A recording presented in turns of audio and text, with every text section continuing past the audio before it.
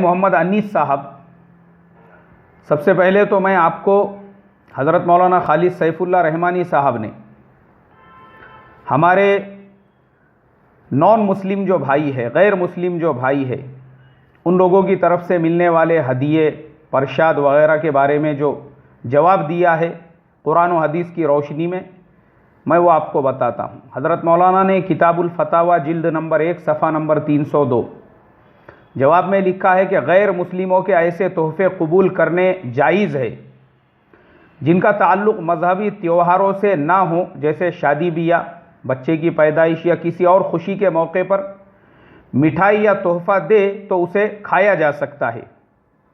लेकिन जो मिठाई बुतों पर चढ़ाई गई हो और ऐसे ही चढ़ावे की मिठाई को ये हजरात प्रसाद कहते हैं तो इनका खाना जायज़ नहीं। गोया ये ज़बीहा नहीं, लेकिन कुरान मजीद ने बुतों के नाम पर और आस्थानों पर ज़ुबाह किए गए जानवरों को जिस सबब से हराम करार दिया है वो यही है कि इनके ज़रिए शिर्क की ताज़ीम की गई है, और ये बात प्रसाद और चढ़ावे में बिल्कुल पाई जाती है। हज़रत मौलाना खालिद साहब का ये है मुकम्मल जवाब। अब मैं इस जवाब को थोड़ा सा वाज़ेह कर दूं आपको। हज़रत फरमाते हैं, शादी बियाह में अगर कोई हमारा गैर मुस्लिम दोस्त आपको मिठाई दे, बच्चा पैदा हो गया उसकी मिठाई दे, कोई बात नहीं है, खुशी का मौका है, बिल्कुल खाना चाहिए। अब दिवाली का मौका है, बहुत सारे मुसलमान ताजिर, बड़े बड़े होलसेलर जो गैर मुस्लिम व्यापारी है उनसे माल ख़रीदते हैं, वो लोग उस टाइम पे भी मिठाई के डब्बे देते हैं। वो भी जो मिठाई के डब्बे होते हैं ना, वो मिठाई की दुकान से डायरेक्ट लाकर आपको दिए जाते हैं, बिल्कुल जायज़ है, हलाल है, कोई हर्ज नहीं है। प्रसाद किसे कहेंगे?